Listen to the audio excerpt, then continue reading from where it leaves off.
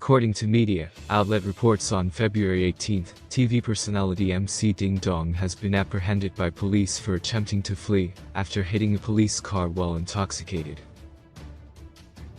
On February 17 at approximately 9:30 p.m. KST, MC Ding Dong was found to be driving under the influence near the vicinity of Holgok-dong, Seongbuk-gu.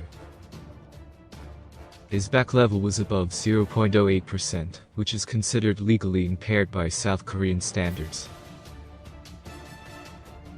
However, when police asked him to step out of his vehicle, after conducting a breathalyzer test, MC Ding Dong did not comply, and instead fled the scene.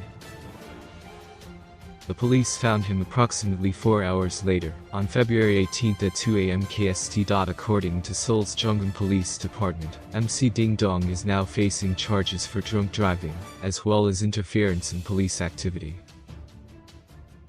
He is expected to attend a questioning for his charges soon.